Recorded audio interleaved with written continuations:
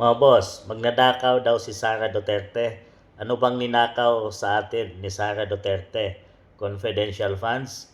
Makinig kayo sa akin dahil nagkuha commissioner ako. Ilang bisis ko sasabihin sa inyo mga bubo kayo na hindi yun nakaw kung hindi niya na-liquidate ng tama. Which is na-liquidate naman niya ng tama, Attorney Rowena Guanzon. Heto, para mas malinaw mga boss, dahil dating COA commissioner na ang nagsabi, talagang alam niya kung paano ang galawan dito sa COA. Ito, ating panoorin. Sara Duterte. Ano ba tinakaw sa atin ni Sara Duterte? Confidential funds?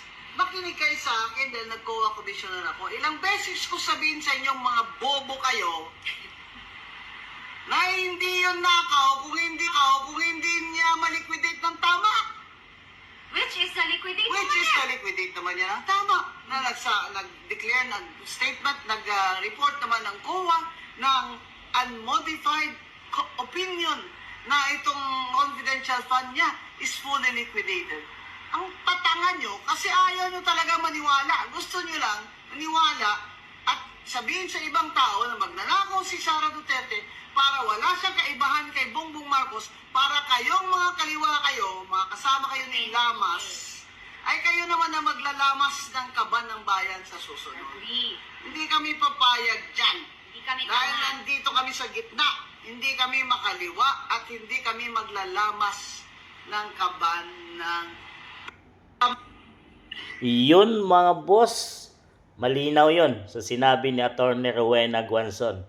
Itong babae na to mga boss ay nakakabilib. Mayroon talaga siyang panindigan sa tama mga boss. Dahil ang ipinipilit ng makakaliwa ng mga bayad na congressman, bayad ng mga mali-maletang basura, kaya nila ginagawa ito dahil sa utos ng iisang tao, sa utos ng dati nilang amo, sa utos ng administrasyon na gibain ang mga Duterte. Dahil ang balak nila ay walang papalit sa kapangyarihan pagdating ng 2028. Ang malakas na umuugong na talagang mananalo at tatakbo sa 2028 ay si BP Inday Sara. So kaya naman ay maaga pa lang ay sinisira na nila ang pangalan ni BP Inday Sara. Ipinipilit nila mga boss na mali ang paggamit ng 125 million confidential funds ni BP Inday Sara.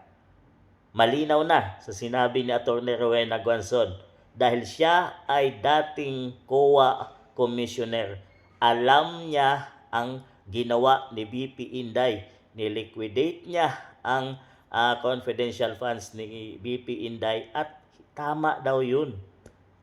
Siya na ang may sabi mga boss. So ginagawa lang talaga ito ng mga kalaban. Ito ay political mga boss para gibain at sirain bago dumating ang 2028 ang pangalang BP Inday Sara Duterte.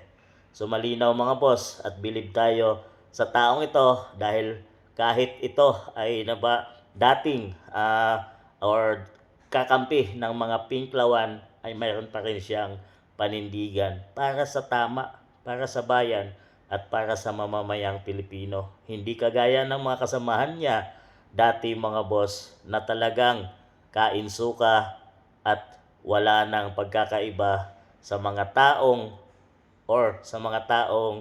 kumukuha at nangurap sa pera ng taong bayan. Bilib tayo dito kay Atty. Rowena Guanzon. Anong masasabi niyo mga boss?